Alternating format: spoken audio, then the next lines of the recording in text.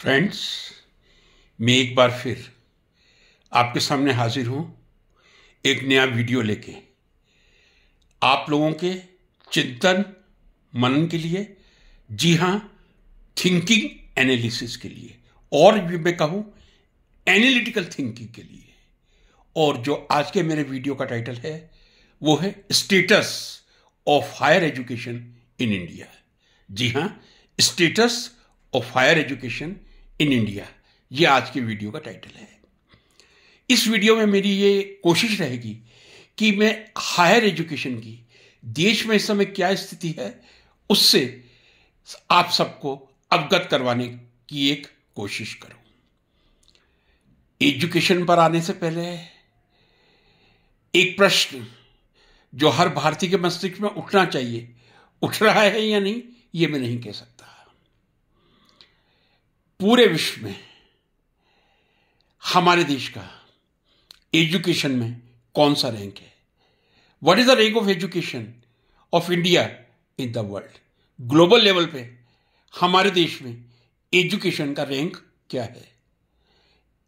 एक ये चिंता का विषय है या नहीं? चलिए आप निर्धारित कीजिए। एक चीज मैं समझता हूं, देश के अधिकांश उन सभी जागरूक नागरिकों को मालूम है जो अक्सर समाचार सुनते रहते हैं। जी हां, इस समय हम देश की 5वीं सबसे बड़ी अर्थव्यवस्था है। We are the 5th biggest economic power of the world. हम 5वीं सबसे बड़ी अर्थव्यवस्था हैं। हमारी जीडीपी $3.42 ट्रिलियन है। जी हां, $3.42 ट्रिलियन के साथ हम देश विश्व की 5वीं सबसे बड़ी अर्थव्यवस्था है। यह ज्यादातर लोगों को मालूम होगा क्योंकि समाचारों में हमें सुनने को मिलता है। यह भी मालूम होगा कि 2 साल के बाद हम तीसरी सबसे बड़ी अर्थव्यवस्था बनने जा रहे हैं।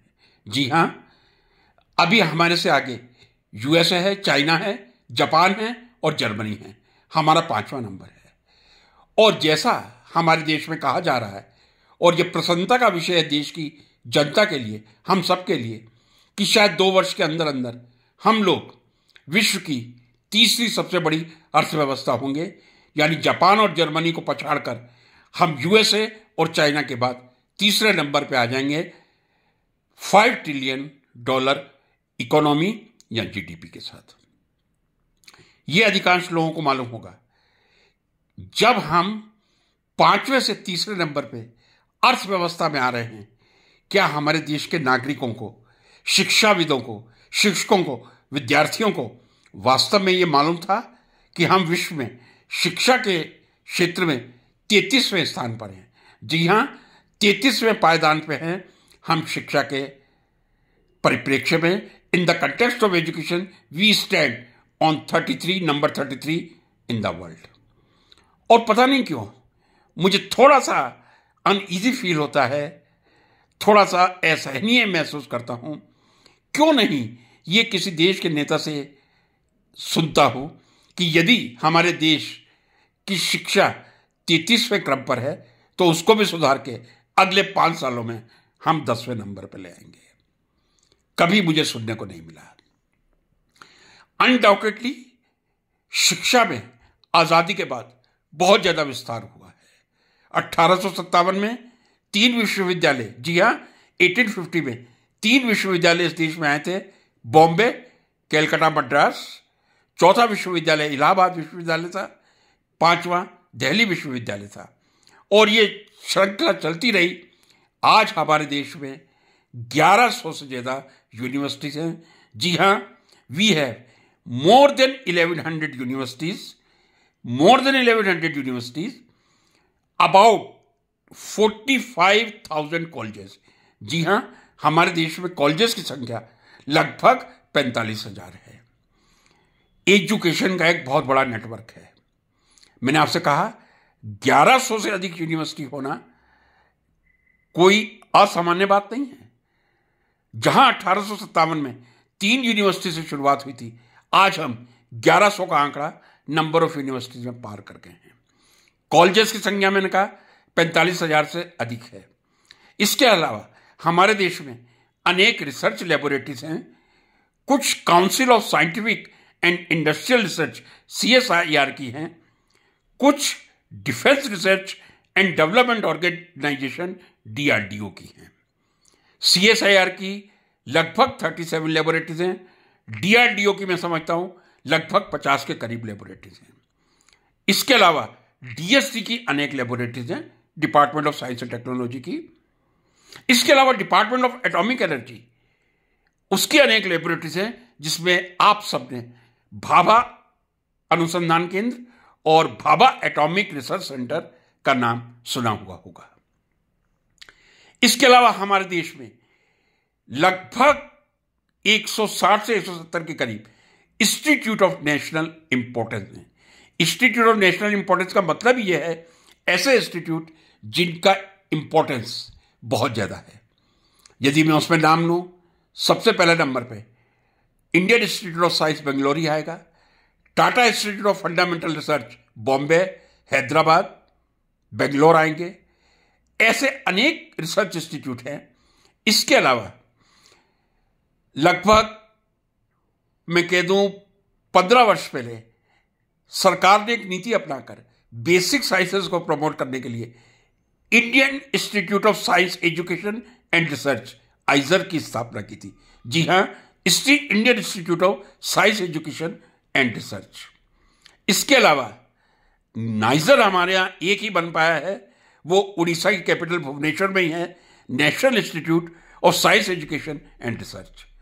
जी हां, यहां मैं जिक्र इसलिए कर रहा हूं कि यदि मैंने नेशनल इंस्टीट्यूट ऑफ इंपॉर्टेंस की बात की है, तो नेशनल इंस्टीट्यूट ऑफ इंपॉर्टेंस में बेसिक साइंस को इंपॉर्टेंस देने के लिए 15 साल पहले नाइजर और आइजर की स्थापना की गई थी। फार्मास्यूटिकल क्षेत्र में अनेक प्राइवेट इंडस्ट्रीज हैं जो अपना R&D चला रही हैं। इसके अलावा लगभग 15 वर्ष पहले national Institute of pharmaceutical education and research NIPER की स्थापना की गई थी। हमारे देश में लगभग 25 IITs हैं। एजुकेशन का एक बहुत बड़ा जाल है। फ्रेंड्स, प्रश्न एक ही मेरे मस्तिष्क में उभरता है, GDP का कितना हम एजुकेशन पर खर्च कर रहे हैं? शायद यह डेटा संतोषजनक नहीं होगा। जितना GDP का एजुकेशन पर खर्च किया जा रहा है काफी कम है, उसको बढ़ाने की आवश्यकता है।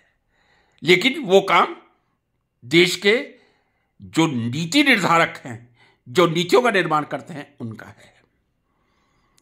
एक मनन करना चाहिए इस देश की जनता को, क्या कारण है कि हम अर्थतंत्र में 5वें स्थान पे हैं और बहुत जल्दी 5वें से $5 लाख ट्रिलियन के साथ तीसरे स्थान पर आ जाएंगे। लेकिन एजुकेशन के क्षेत्र में हम 33वें नंबर पर हैं और कभी इसकी चर्चा हमारे देश के नेता नहीं करते हैं। अर्थतंत्र मजबूत होगा तभी देश मजबूत होगा, इससे इंकार नहीं किया जा सकता। स्ट्रॉन्ग इकोनॉमी एक स्ट्रॉन्ग कंट्री का परिचायक है। शुरू में मैंने कहा हम सबके लिए एक प्रसन्नता का विषय है। क्या कारण है? अमेरिका में 400 से अधिक नोबेल पुरस्कार मिल चुके हैं, लेकिन हमारे देश में हम सब मिलाने 12 नोबेल पुरस्कार मिले हैं। क्या कारण है? इतने इंस्टीट्यूट्स होने के उपरांत, नेशनल इंस्टीट्यूट ऑफ इंपॉर्टेंस होने के बाद, 56 सेंट्रल यूनिवर्सिटी होने के बाद, 500 स्टेट यूनिवर्सिटीज, लगभग 500 प्राइवेट यूनिवर्सिटी, लगभग 130 डीम्ड यूनिवर्सिटी, शिक्षण जगत का इतना विस्तार होने के बाद हम 33वें क्रम पे क्यों हैं? यही एक मेरा चिंता का विषय था जो मैंने आपके सामने रखा है। मैं समझूंगा आप कमेंट बॉक्स में ये जरूर लिखेंगे क्या कारण है कि यदि हम अर्थव्यवस्था में 5वें नंबर से हैं और बहुत जल्दी तीसरे नंबर पे आ जाएंगे, तो एजुकेशन में हम 33वें स्थान पे क्यों हैं? मुझे आशा है मैं एक बहुत ही सामान्य व्यक्ति हूं और इस सामान्य व्यक्ति के वीडियो को आप सुनेंगे और कमेंट बॉक्स में सुझाव देकर हम सबको चिंतन करने का, थिंक करने का अवसर देंगे। नमस्कार।